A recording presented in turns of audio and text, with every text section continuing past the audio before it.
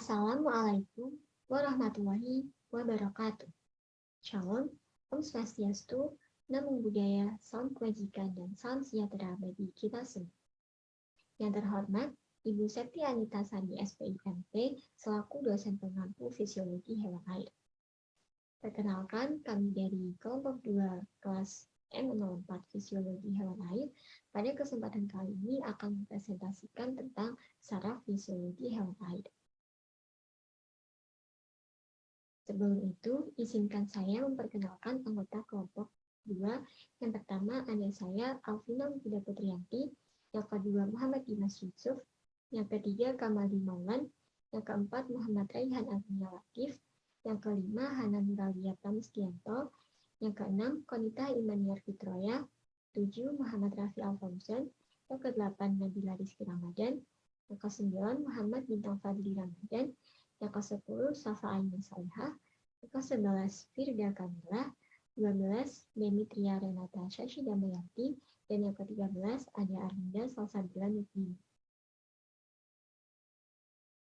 Adapun isi pembahasan yang akan kami presentasikan pada kesempatan kali ini, yang pertama ada pengertian saraf, yang kedua jenis-jenis saraf, yang ketiga otak, yang keempat saraf kranial, yang kelima fungsi cerebrum dan juga cerebellum, yang keenam proyeksi input indera, yang ketujuh potensial membran dan juga potensial aksi, yang kedelapan mekanisme penghantaran impuls, yang ke-9 pusat fungsional lain di otak, dan yang terakhir fisiologi ikan listrik serta saraf.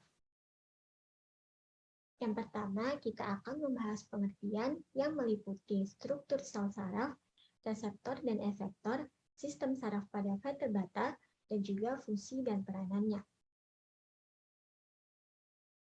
Isnaini pada tahun 2006 menyebutkan bahwa sel saraf adalah sel yang berfungsi untuk menjalankan rangsang. Dalam sistem saraf, terdapat neuron atau sel saraf dan sel glia sebagai penyusun sistem saraf. Sel saraf atau neuron merupakan sel fungsional pada sistem saraf yang memiliki fungsi kendali dan juga koordinasi tubuh. Dalam menyelenggarakan fungsi tersebut, sel saraf didukung oleh sel glia. Sel glia ini merupakan sel yang berkaitan erat dengan neuron yang berfungsi sebagai pendukung struktur dan juga fungsi neuron, namun tidak terlibat dalam fungsi penyalaran impuls. Selain itu, sel glia ini berfungsi untuk menjamin agar kondisi lingkungan ionik di sekitar neuron dapat selalu tepat dan juga membuang zat-zat sisa dari sekitar neuron. Berikut terdapat gambar dari struktur sel saraf atau neuron. Setiap neuron terdiri dari satu badan sel yang di dalamnya terdapat sitoplasma dan inti sel. Dari badan sel tersebut keluar dua macam serabut saraf, yaitu dendrit dan juga akson atau neurit. Dendrit berfungsi untuk mengirimkan impuls ke badan sel saraf, sedangkan akson berfungsi mengirimkan impuls dari badan sel ke jaringan lain. Setiap neuron hanya mempunyai satu akson dan minimal satu dendrit. Kedua serabut saraf ini berisi plasma sel. Pada bagian luar akson terdapat lapisan lemak yang disebut mielin, yang merupakan kumpulan sel Schwann yang menempel pada akson. Sel Schwann adalah sel glia yang membentuk selubung lemak di seluruh serabut saraf mielin. Membran plasma sel Schwann disebut neura 5. Fungsi mielin adalah melindungi akson dan memberi nutrisi. Bagian dari akson yang tidak terbungkus mielin disebut nodus rangkaian yang berfungsi mempercepat penghantaran impuls. Dalam kegiatannya, saraf mempunyai hubungan kerja seperti mata rantai berurutan antara reseptor dan efektor. Yang pertama, apa itu reseptor? Reseptor adalah satu atau sekelompok sel saraf dan sel lainnya yang berfungsi mengenali rangsangan tertentu yang berasal dari luar atau dari dalam tubuh. Reseptor ada bermacam-macam. Yang pertama ada eksteroseptor. Eksteroseptor memberikan informasi kejadian-kejadian pada permukaan tubuh hewan. Yang kedua ada kemoreseptor, indera penciuman dan pengecap termasuk suatu kemoreseptor. Kemoreseptor juga berfungsi sebagai alat simbiosis, komensalisme, dan parasitisme. Yang ketiga ada proprioceptor. Informasi mengenai kedudukan tubuh dan leher dirasakan oleh proprioseptor. Proprioseptor penting untuk mengatur koordinasi aktivitas otak. Selanjutnya yang keempat ada interoreseptor. Interoreseptor menyampaikan informasi mengenai kejadian-kejadian yang terjadi di dalam tubuh. Dan yang kelima ada fotoreseptor. Hampir semua hewan mempunyai kapasitas untuk merespon terhadap cahaya. Kebanyakan hewan telah memiliki organ penglihatan yang baik yaitu mata. Mata dibangun oleh sel-sel fotoreseptor yang menerima kualitas cahaya tertentu seperti intensitas dan warna. Lalu selanjutnya ada efektor. Efektor adalah sel atau organ yang menghasilkan tanggapan terhadap rangsangan. Efektor dapat berupa otot atau kelenjar. Efektor otot akan melaksanakan perintah sistem saraf pusat berupa aktivitas motorik yang merupakan perilaku. Efektor lainnya adalah kelenjar yang termasuk kelenjar endokrin dan juga kelenjar eksokrin. Selanjutnya ada sistem saraf pada vertebrata. Yang pertama ada sistem saraf pusat atau SSP. SSP terdiri dari otak dan medula spinalis. Tidak ada bagian otak yang bekerja sendiri dan terpisah dari bagian-bagian otak lain karena neuron terhubung secara anatomis oleh sinaps. Dan neuron-neuron di seluruh otak berkomunikasi secara ekstensif satu sama lain dengan cara listrik atau kimiawi. Bagian-bagian otak dapat dikelompokkan dalam berbagai cara bergantung pada perbedaan anatomik, spesialis fungsi, dan perkembangan evolusi.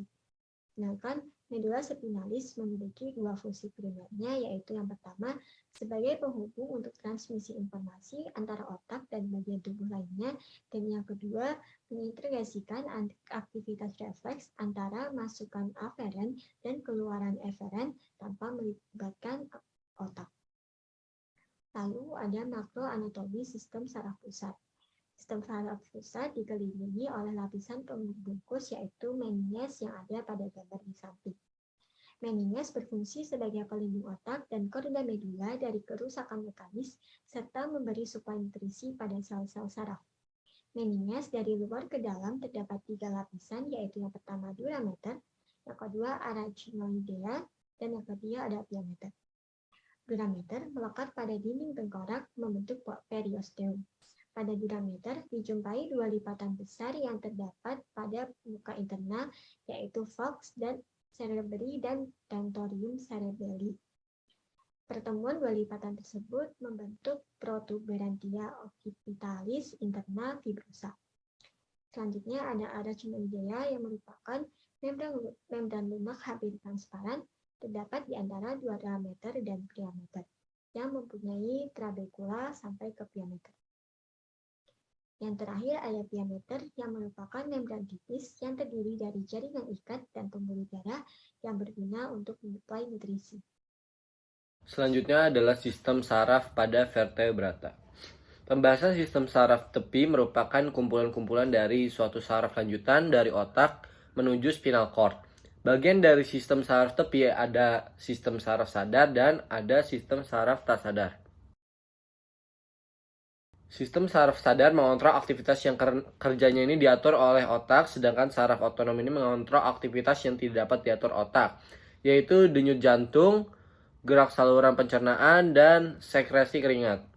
Sel-sel saraf ini membawa impuls dari dan ke saraf pusat. Saraf tepi berfungsi menghubungkan respon sistem saraf pusat ke organ tubuh dan bagian lainnya yang ada di tubuh. Yang pertama ada sistem saraf sadar. Jadi sistem saraf sadar ini disusun oleh saraf otak atau kranial yang keluar dari otak dan saraf sumsum tulang belakang. Ada 12 pasang saraf otak yang terdiri dari 3 sensorik, 4 motorik, dan 4 pasang sensorik dan motorik. Sistem saraf otonom yang kedua. Disusun oleh serabut saraf otak ataupun sumsum tulang belakang yang berguna untuk mengatur secara otonom keadaan fisiologisnya yang konstan layaknya suhu tubuh, tekanan, peredaran darah, dan pernapasan. Dalam sistem ini terdapat beberapa jalur dan masing-masing jalur membentuk sinapsis yang kompleks dan juga membentuk ganglion. Urat saraf yang terdapat pada pangkal ganglion ini disebut urat saraf praganglion dan yang berada pada ujung ganglion disebut urat saraf postganglion. Sistem saraf otonom ini dibagi menjadi 2 yaitu sistem saraf simpatik dan juga sistem saraf parasimpatik. Perbedaan kedua sistem saraf ini ada pada posisi ganglionnya karena saraf simpatik mempunyai ganglion yang ada di sepanjang tulang belakang dan menempel pada sumsum tulang belakang sehingga memiliki urat praganglion yang pendek. Di sisi lain, saraf parasimpatik ini mempunyai urat paraganglion yang panjang karena ganglion ini menempel pada organ yang dibantu. Pada ikan cucut dan ikan pari, ganglion ini simpatik terdapat di sepanjang sisi vertebrata. Ganglion ini tidak teratur dan tidak memanjang ke bagian kepala. Pada semua ikan cucut, jantung di organ pencernaan internal dipenuhi oleh serabut vagal. Pada ikan bertulang sejati, ganglia ini tersusun berruas-ruas membentuk rantai simpatik menuju ke depan sampai ke saraf trigeminal atau SKV. Sebagian besar serabut preganglionik ini dari ganglia simpatetik kepala muncul dari sumsum tulang punggung bagian tubuh dan menuju ke arah depan hubungan saraf simpatik ke arah saraf kulit yang ditemukan pada teleostei. Lackler et al. 1977. Selanjutnya terdapat 3 fungsi sistem syaraf. Sistem syaraf merupakan jaringan kompleks yang memiliki fungsi utama, yaitu yang pertama menghantarkan impuls atau rangsangan sensorik dari indera tubuh atau reseptor menuju ke otak. Yang kedua, mengirim impuls motorik dari otak ke efektor tubuh. Lalu yang ketiga, sebagai pusat gerakan refleks tubuh. Selanjutnya, sistem syaraf pada vertebrata memiliki 3 macam peranan vital, yaitu yang pertama, orientasi terhadap lingkungan luar, menerima dan merespons stimulus dari luar. Yang kedua, mengatur kesesuaian sistem dalam tubuh dengan bantuan kerja kelenjar endokrin. Lalu yang ketiga, tempat ingatan dan kecerdasan. Peranan tersebut disempurnakan oleh syaraf medullospinalis dan otak, dibantu oleh organ indera sebagai reseptor, otot, dan kelenjar sebagai efektor. Selanjutnya terdapat jenis-jenis, yaitu jenis syaraf berdasarkan fungsi dan bentuk atau struktur, dan jenis syaraf pada ikan. Terdapat jenis-jenis sel saraf. Yang pertama, sel saraf sensorik. Sel saraf sensorik berperan dalam menghantar impuls dari reseptor ke sistem saraf pusat, yaitu otak atau ensefalon, dan sumsum belakang atau medulla spinalis. Ujung akson dari saraf sensorik berhubungan dengan saraf asosiasi atau intermediate. Lalu sel saraf motorik. Sel saraf motorik berfungsi dalam mengirim impuls dari sistem saraf pusat ke otot atau kelenjar. Hasil yang diterima sel saraf motorik dari sistem saraf pusat berupa tanggapan tubuh terhadap rangsangan. Selanjutnya yaitu ada sel saraf interneuron. Sel saraf interneuron atau yang biasa juga disebut sebagai sel saraf penghubung berfungsi menghubungkan sel saraf motorik dengan sel saraf sensorik atau berhubungan dengan sel saraf lainnya yang ada di dalam sistem saraf pusat. Letak sel saraf interneuron banyak ditemukan di dalam sistem saraf pusat. Kemudian ada bentuk saraf. Berdasarkan perbedaan struktur, maka saraf dibedakan dalam 3 kelompok, yaitu yang pertama ada saraf unipolar. Saraf unipolar mempunyai satu serabut saraf dari badan sel yang kemudian bercabang 2, yang satu sebagai dendrit karena berhubungan dengan perifer, dan yang lainnya sebagai batang saraf. Pada saraf perifer bisa sangat panjang dan mencapai 1 meter. Contohnya adalah saraf sensorik propriosepsi atau posisi tubuh. Contoh lain saraf sensorik yang tidak panjang adalah saraf yang ke organ dalam atau visceral dan cita rasa. Kemudian yang kedua yaitu ada saraf bipolar. Saraf bipolar mempunyai 2 batang saraf yang berasal dari badan saraf. Yang satu berfungsi sebagai dendrit, yang lain sebagai batang saraf. Contohnya saraf sensorik yang membawa informasi, penglihatan, penciuman, keseimbangan, dan pendengaran. Kemudian yang ketiga yaitu ada saraf multipolar. Saraf multipolar mempunyai serabut saraf yang banyak dari satu badan sel. Contohnya saraf dari otak sebelah atas turun ke tulang belakang dan kemudian menyebar ke seluruh otot. Kemudian jenis saraf pada ikan.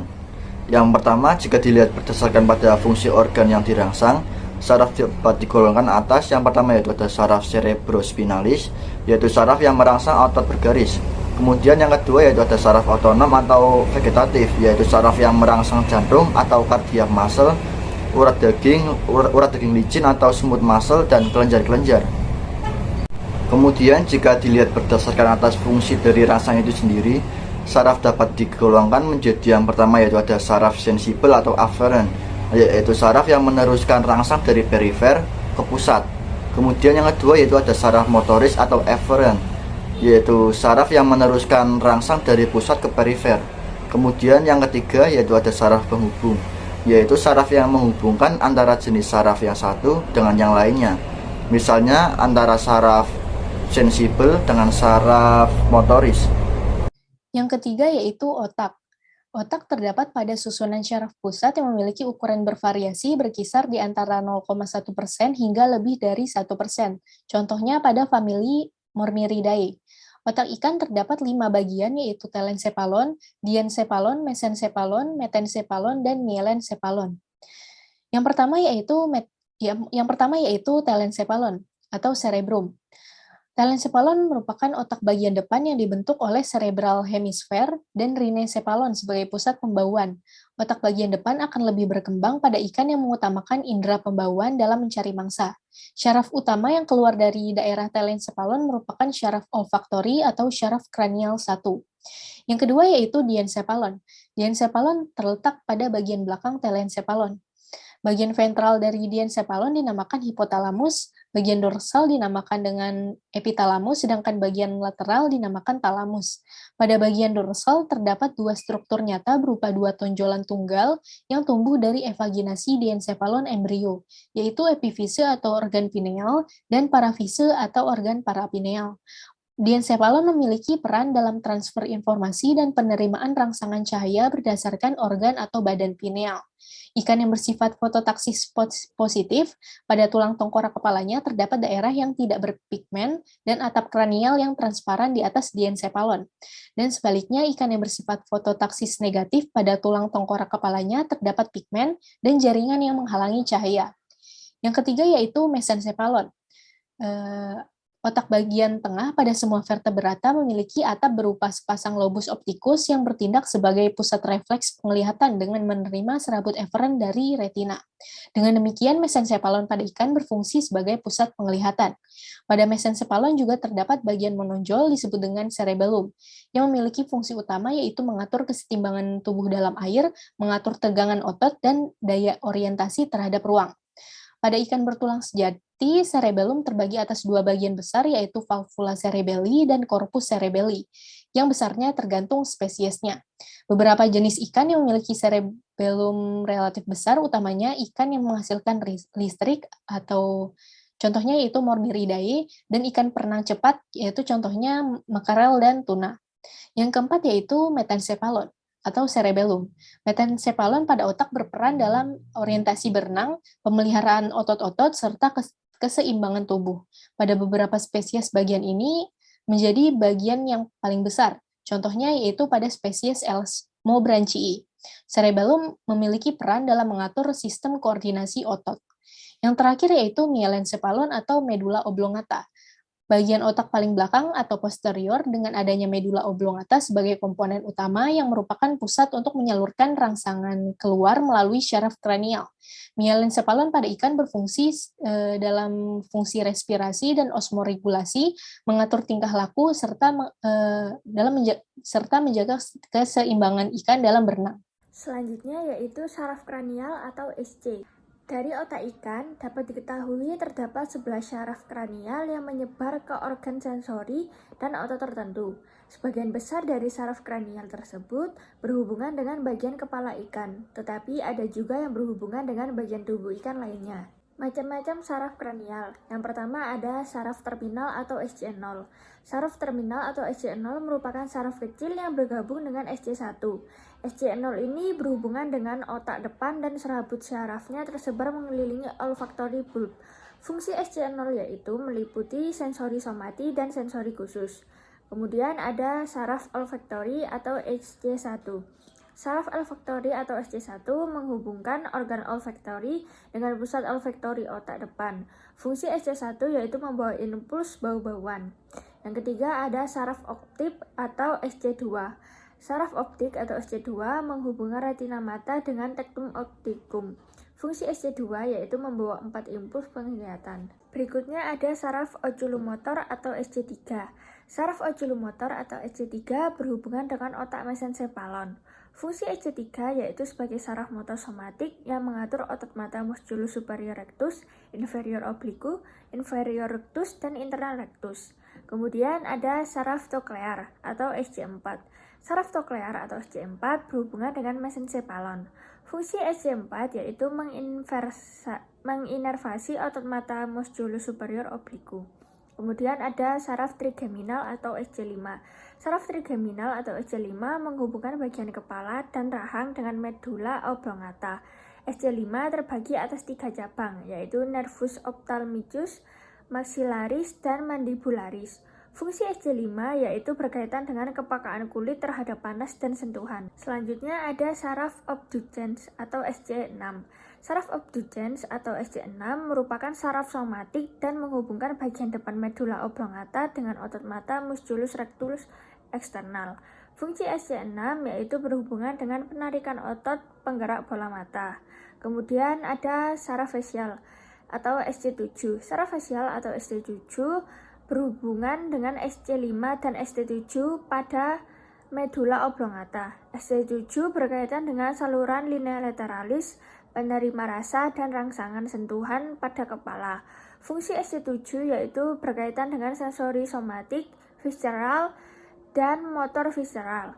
Kemudian ada saraf akustik atau SC8. Saraf akustik atau SC8 sering dianggap sebagai cabang nervus ocusticofacialis pada ikan.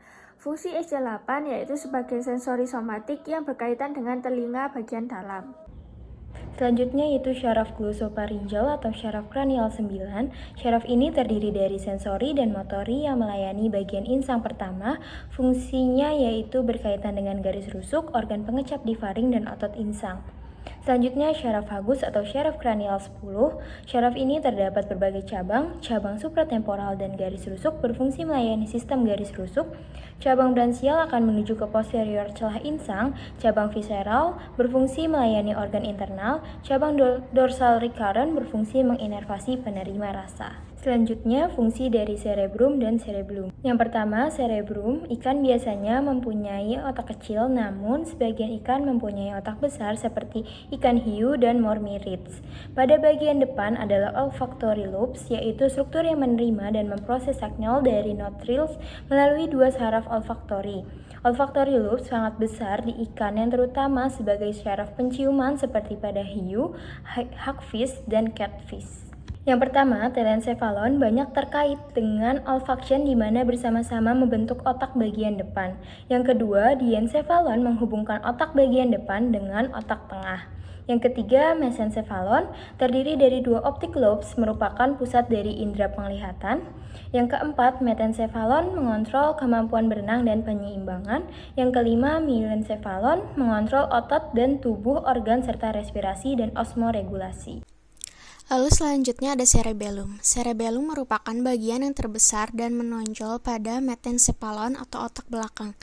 Metencephalon terletak di belakang mesencephalon dan metencephalon terdiri atas korteks atau lapisan molekuler, lapisan sel Purkinje, dan lapisan sel granuler. Lalu yang kedua ada medula. Pada cerebellum memiliki fungsi utama yaitu terdiri dari yang pertama mengatur keseimbangan tubuh di dalam air, yang kedua mengatur tegangan otot, dan yang ketiga daya orientasi terhadap ruang. Lalu pada ikan bertulang sejati, cerebellum terbagi menjadi 2 bagian besar yaitu yang pertama corpus cerebelli, yaitu memanjang ke depan arah dorsal, yang kedua valvula cerebelli dengan memanjang ke depan di bawah tectum opticum.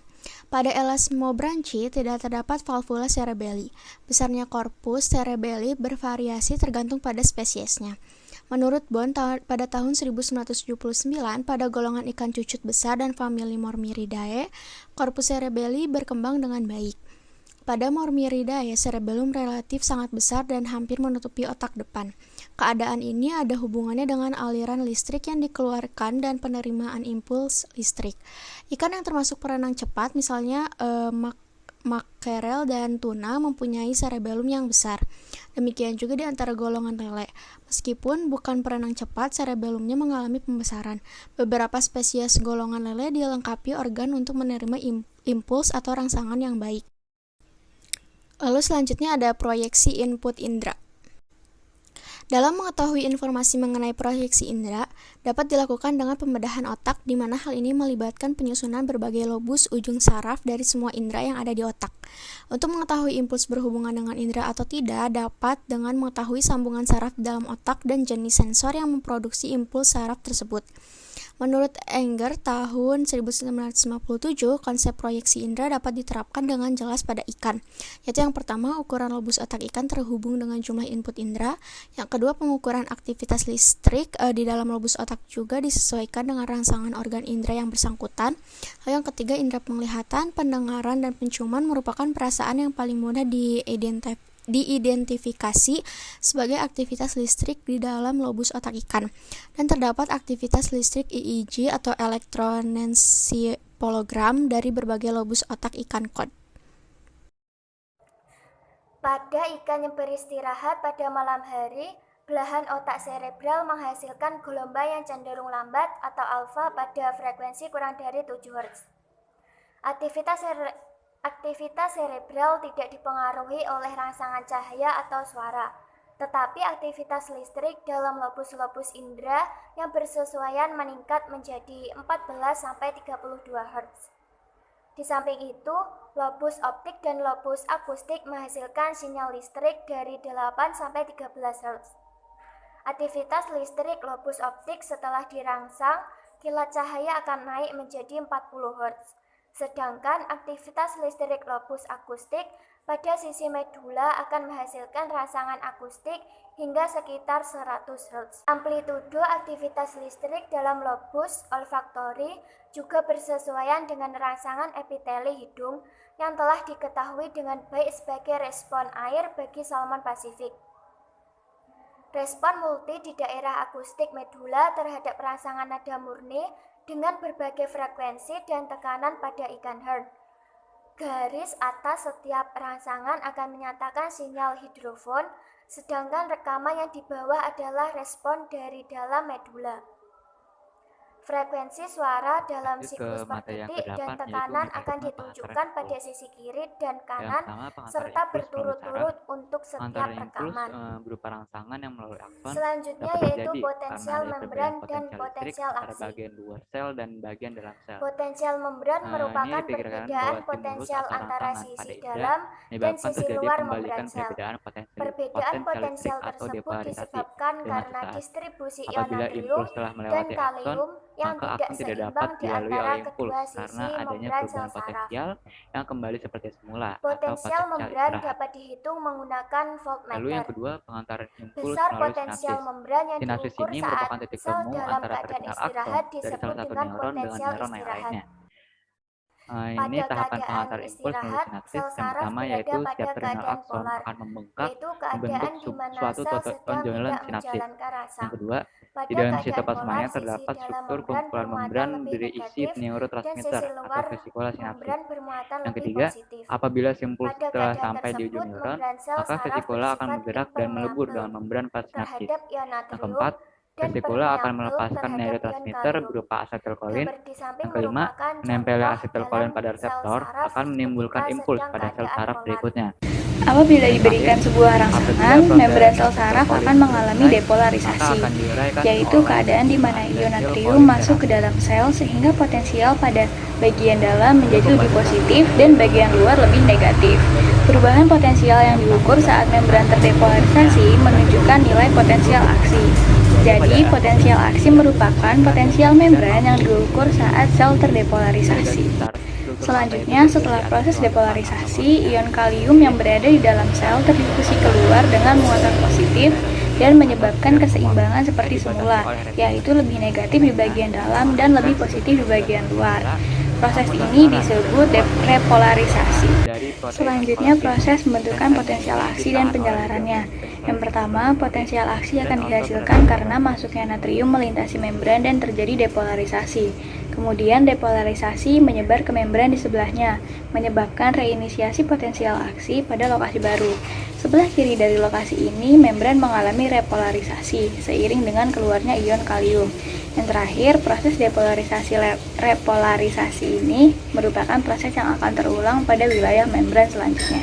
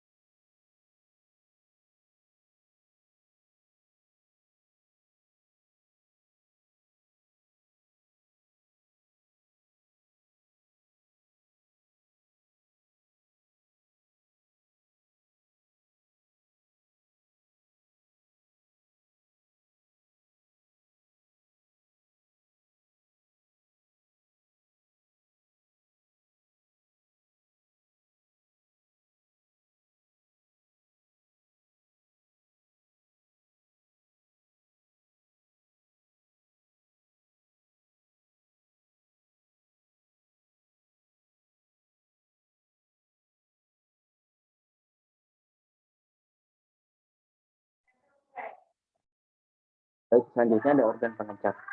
Organ pengecap berupa kumpulan kuncup pengecap atau taste bud berbentuk membulat yang berfungsi sebagai penerima impuls rasa. Kuncup pengecap terletak di dalam epidermis dengan ujung terluar menonjol pada permukaan epitelium. 3 macam sel dalam kuncup pengecap, yaitu yang pertama ada sel penerima rangsang, yang kedua sel penyokong, yang ketiga sel basal. Berikut adalah gambar dari kuncup pengecap. Selanjutnya organ penghindu. Organ penghindu pada ikan terletak pada kantung bagian atas moncong, tepat di depan mata. Kantung nasal ini tidak berhubungan langsung dengan tekak karena hanya sebagai caping hidung keluar atau external nerve. Oleh karena itu tidak digunakan untuk bernafas. Pelacakan makanan atau mencari objek yang dapat dimakan di antara objek yang dapat dimakan.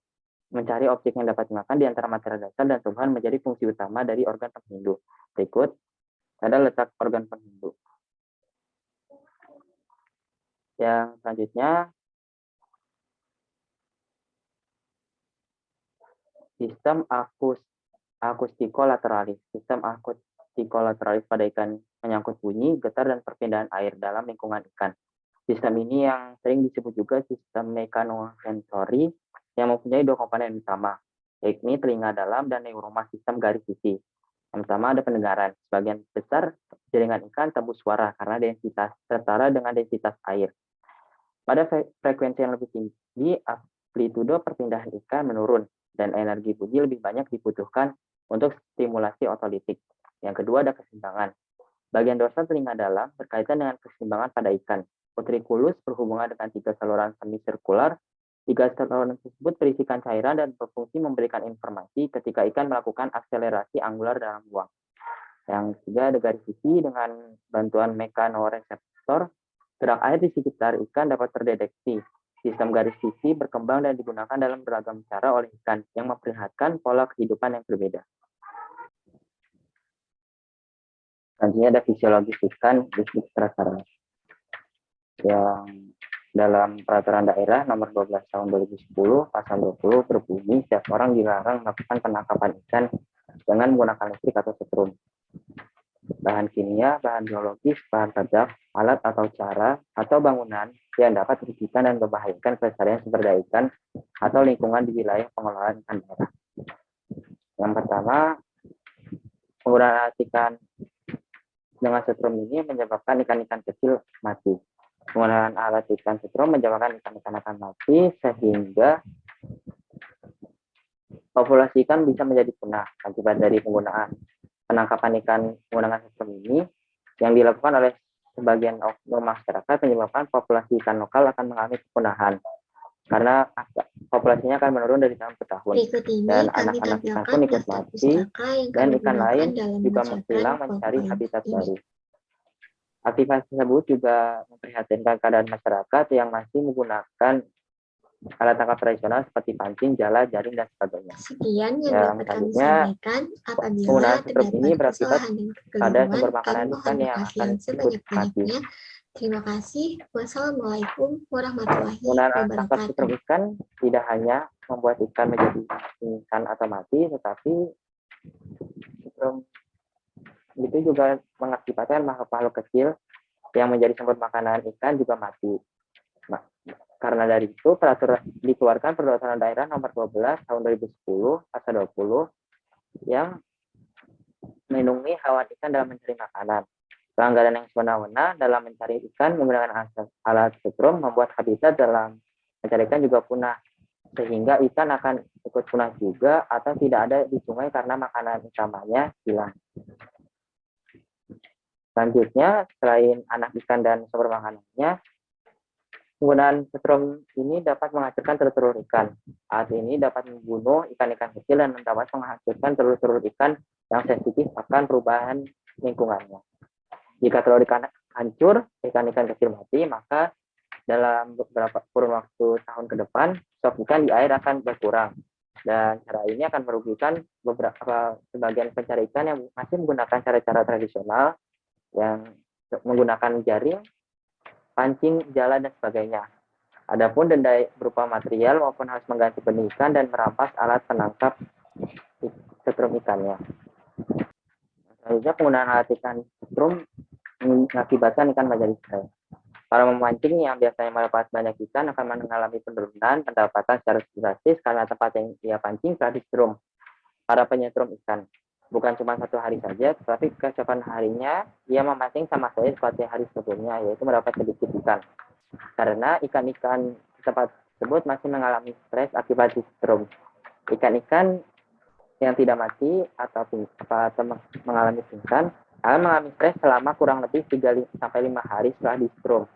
Dan besar kemungkinan dalam rentang waktu ini ikan akan mengalami kematian atau kerusakan organ,